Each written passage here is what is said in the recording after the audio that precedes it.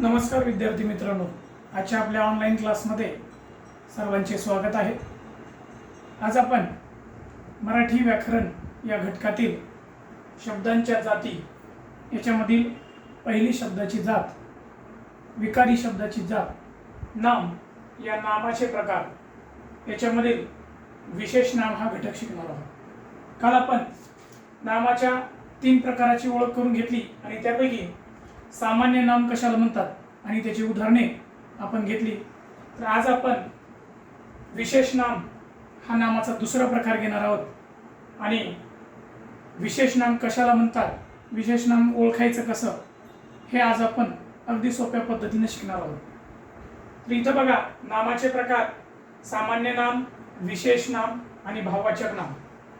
याच्यामध्ये विशेष नाम कशाला म्हणतात बघा, ज्या नामाने एका विशिष्ट व्यक्तीचा, प्राण्याचा किंवा ठिकाणाचा बोध होतो त्या नामाला विशेष नाम असे म्हणतात। काल आपण सामान्य नाम कशाला म्हणतात ते शिकलो की वस्तू, व्यक्ती, ठिकाण किंवा कोणताही सजीव निर्जीव घटक याच्या गटाला जे दिलेलं नाव असतं ते काय असतं, सामान्य नाव असतं। परंतु विशेष नाम म्हणजे काय की एखाद्या वस्तूला, व्यक्तीला, ठिकाणाला किंवा सजीव निर्जीव घटकाला जे दिलेले विशेष नाव असतं त्या नावाला विशेष नाम असे म्हणतात। तर आता उदाहरणे इथे दिली आहेत बघा। चेतन हे मुलाचं नाव आहे, भारत देशाचं नाव आहे आणि भारत हे मुलाचं पण नाव असतं। सूर्य हे ताऱ्याला दिलेलं नाव आहे, आंबा हे फळाचं नाव आहे, गुलाब हे फुलाचं नाव आहे, महाराष्ट्र हे आपल्या देशातील एका राज्याचं नाव आहे आणि गोदावरी हे नदीचं नाव आहे।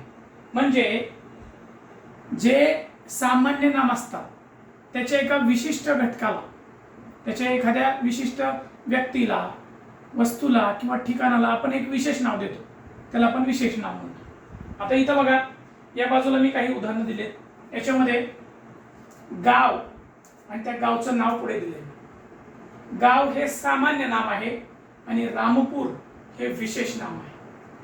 त्याच्यानंतर पर्वत हे सामान्य नाम आहे आणि हिमालय हे एका पर्वताला दिलेले नाव आहे म्हणून हिमालय हे विशेष नाम आहे। नदी हे सामान्य नाम आहे आणि एका नदीला दिलेले नाव गोदावरी हे विशेष नाव आहे। त्याच्यानंतर मुलगा, सर्व मुलं त्याच्यासाठी सामान्य नाम काय आहे, मुलगा। आणि महेश नावाचा मुलगा, महेश हे विशेष नाम आहे। त्याच्यानंतर खंड, खंड हे सामान्य नाम आहे आणि 7 खंडापैकी एका खंडाचं नाव आहे आफ्रिका, म्हणजे आफ्रिका हे विशेष नाव आहे। तर अशा पद्धतीने आपण एका गटाला दिलेलं नाव म्हणजे सामान्य नाम असतं आणि त्या गटातील एखाद्या विशिष्ट अशा व्यक्तीला किंवा वस्तूला, ठिकाणाला जे आपण विशेष नाव देतो त्याला विशेष नाम असे म्हणतात। मग असे आपल्याला जास्तीत जास्त उदाहरणं सामान्य नामापासून विशेष नाम तयार करायचे।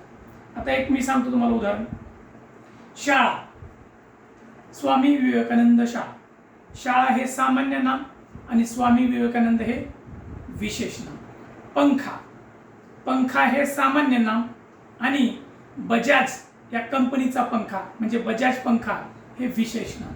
तर अशा पद्धतीने आपल्याला वेगवेगळ्या प्रकारचे उदाहरणं विशेष नामाचे तयार करता येतात आणि आपल्या पुस्तकात असलेले वाक्य आहेत त्या वाक्यामधून आपल्याला विशेष नाम शोधता येतात। तर धन्यवाद मित्रांनो, तुम्ही माझा व्हिडिओ शेवटपर्यंत पाहिला।